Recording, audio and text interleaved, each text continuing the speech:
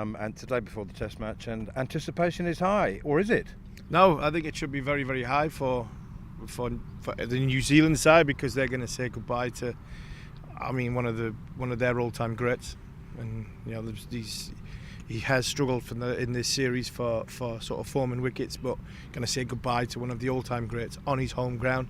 So that needs celebrating. England have got to win here.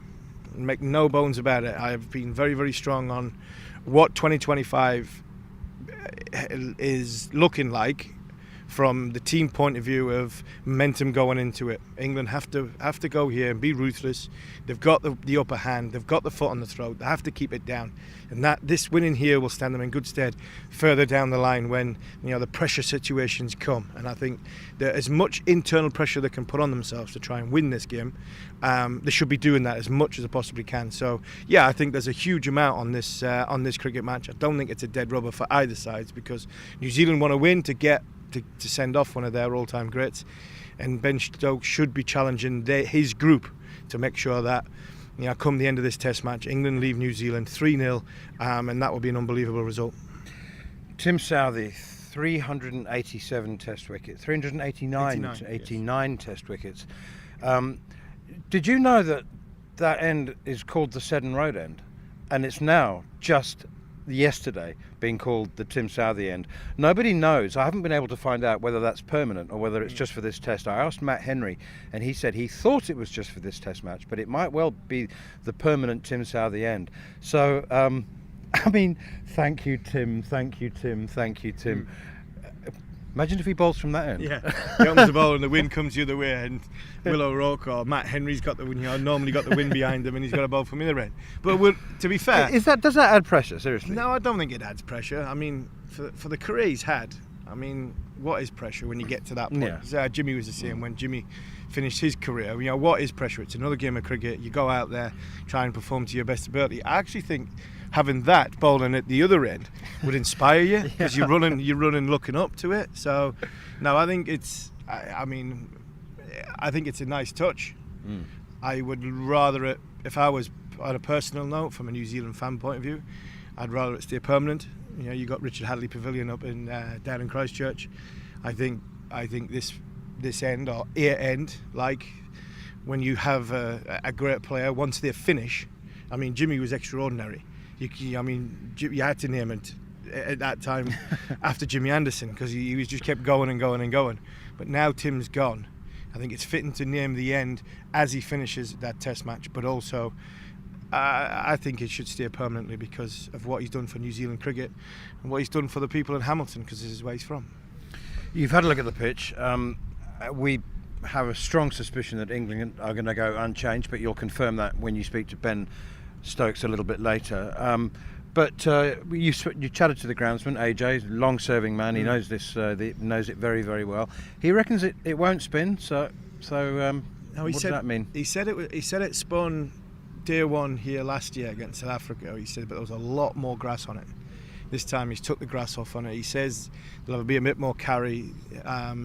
He said the conditions up above will determine how good the sort of the movement is lavishly from sort of laterally, because he said it gets humid here. It's going to be 28, 29 degrees tomorrow, and he said if it gets like that, it will swing. The one thing I said to him is, on both sides, the two bowlers that probably the only two bowlers on either side that swing it properly are Southee and Wokes. The rest of them are hit the deck bowlers.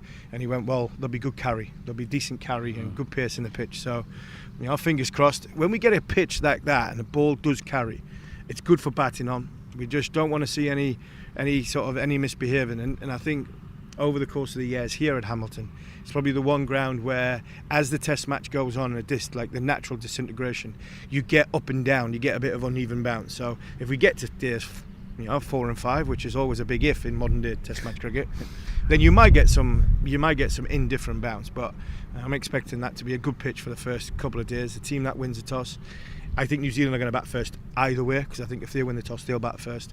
And I imagine if Ben wins the toss, the way things have gone in the series, I think Ben might want to have a bowl.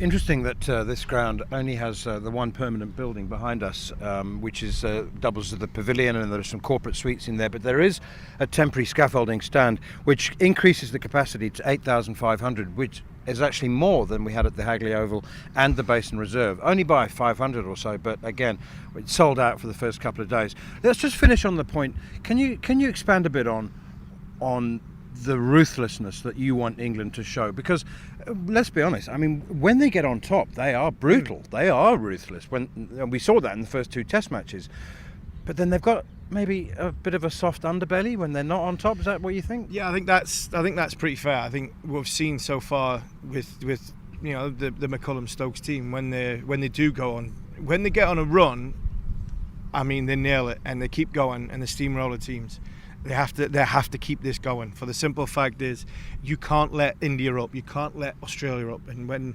you give Australia a chance in the Ashes, you give them a 2-0 head start. For not the rain in Manchester, we would have won 3-2, and that's what I mean. You've got to be on it from the very start. You go 1-0 up. There was times in India where they could have gone 2-2, and they ended up going 3-1 down, 4-1 down.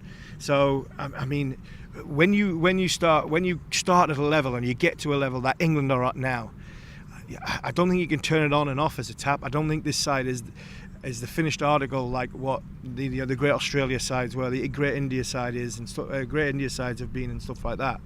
So I think this is how they learn how to be that side. I think they could be in the future, with McCullum and Stokes.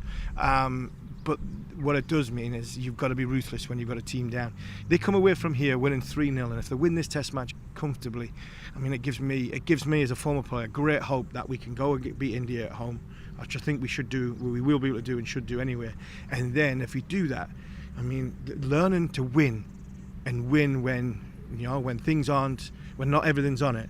That's a special art. And I think if you can go to Australia when pressure situations on, and winning is a habit, and winning pressurised situations, little duels, then I think for me, that's why they keep saying the ruthlessness have got to win in here.